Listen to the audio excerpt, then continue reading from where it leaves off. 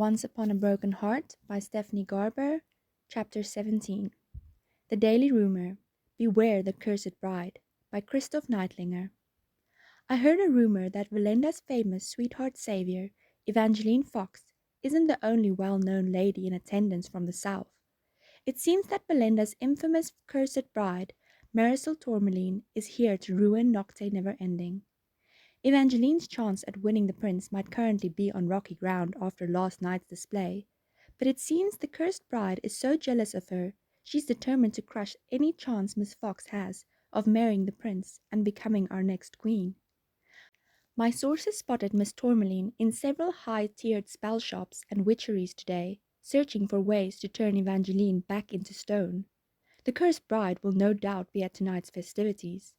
If you see her, beware. Evangeline crumpled the sheet. Why would someone give them this? She couldn't believe a person had been cruel enough to shove this under the door, and she was disappointed that the lies about Marisol had followed her here. Marisol had gone off alone earlier that day, but even if she had wandered into a spell shop, as Christoph had claimed, it must have been purely accidental. She'd probably thought it was a store for exotic recipes. Marisol had been too terrified of magic to even step inside the curiosity shop back home. I can't go now. Marisol wilted onto a clamshell chair and started tugging at the buttons of her long silk gloves. Stop! Evangeline grabbed one of her stepsister's hands before she destroyed the sieves entirely. Everyone knows the scandal sheets aren't true. You said as much earlier today. People read them for entertainment, not reality. But people still believe them, Marisol moaned. There's always a piece of truth in those pages, enough to make the lie seem real. If I show up tonight, like the paper says, people will take it as evidence that everything else printed about me is correct. Then prove them wrong. When you show up tonight, and I'm not turned to stone, people will know you're not out to curse me. What if something else terrible happens, and I get blamed for it? Evangeline wanted to tell her stepsister that she didn't have to worry about disasters befalling Nocte Never Ending, but it wasn't a promise within her power to make, especially since Jack would be there tonight. In the off chance a catastrophe does strike this evening, you're more likely to get blamed for it if you don't make an appearance. It's easy to villainize a shadow, but anyone who meets you will see how thoughtful and kind and gentle you are. I think you have too much faith in me, Marisol sniffled. Just let me stay here. You look as if you should be a princess in that gown, and if you take me with you, I really will ruin your remaining chances of becoming one. No one wants a cursed sister-in-law. You are not cursed, and I am not concerned about what happens with the prince. Evangeline was tempted to say that after what had been printed about her in the scandal sheets that morning, her chances with Apollo were slim. But Evangeline didn't actually believe that. She believed that she still had a chance with Apollo, or another wonderful happily ever after, and she believed the same for Marisol.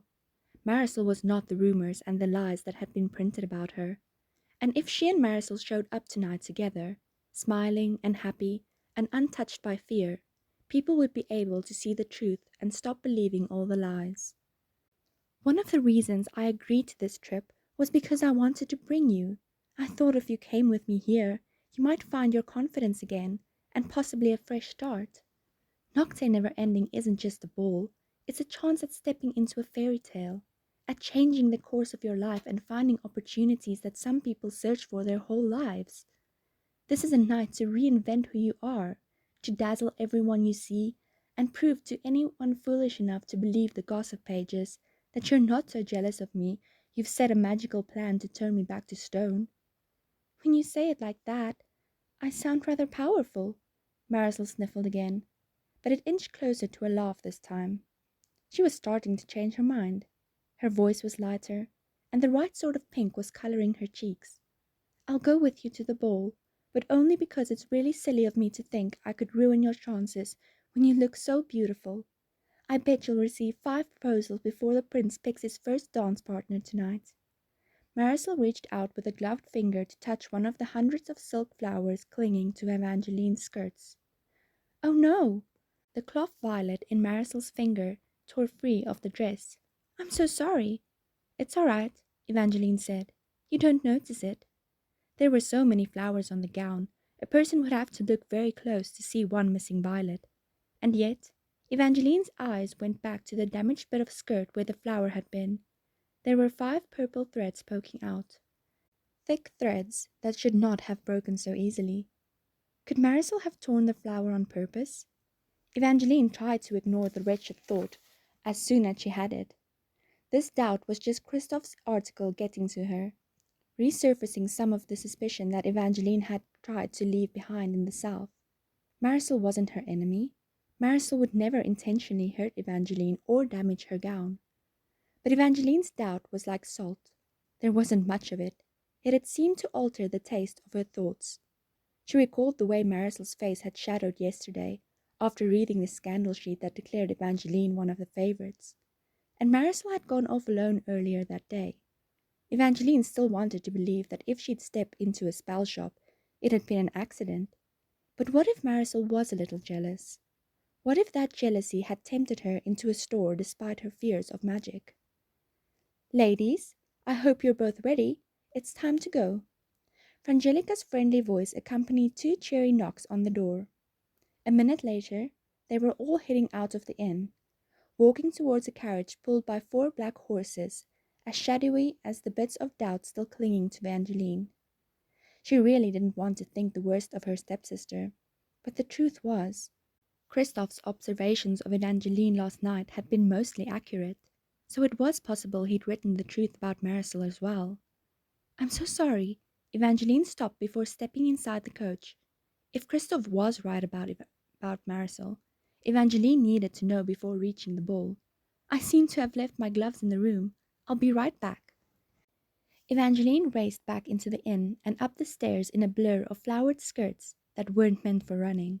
She needed to be quick, and she needed to make sure that her stepsister didn't come after her. If she was wrong about Marisol, and Evangeline was almost certain she was wrong, she didn't want Marisol to catch her searching her room for spellbooks. If her stepsister knew that Evangeline had been tempted to believe that Christophe Neitlinger had written, she'd be crushed. Once back in the suite, Evangeline walked past the sitting room table where she'd intentionally left her gloves and marched directly into Marisol's room.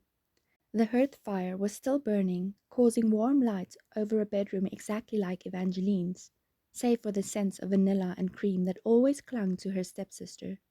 There were books, but they didn't appear to be of magical nature. The only tomes Evangeline found were in a pile of pretty pink cooking volumes on the nightstand. Recipes of the Ancient North, translated for the first time in 500 years. How to bake like a pastry goblin.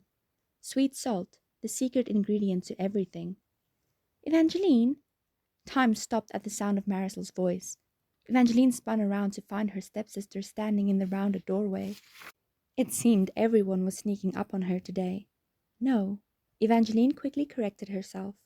Marisol hadn't been sneaking. Evangeline had just been too busy suspecting her of witchcraft to hear her walk inside. What are you doing in my room? A tiny, confused line curled like a comma between Marisol's petite brows. I'm sorry, Evangeline cast a frantic look about the room as she searched for something to say. Did you happen to see my gloves? Are these the ones you're looking for? Marisol held up a pair of cream gloves. They were on the table in the sitting room. Silly me, Evangeline laughed, but the sound must have been as unconvincing as Marisol's earlier smile. The comma between Marisol's brows turned into something like a question mark. Now she was the one experiencing doubts. The look didn't last long, but it was enough to remind Evangeline that she was concealing more than just her reasons for entering this room. Unlike her stepsister, Evangeline did have secrets to hide, and if Marisol ever found out what they were, they'd hurt her far more than any of Evangeline's fleeting doubts, and they would absolutely ruin Evangeline.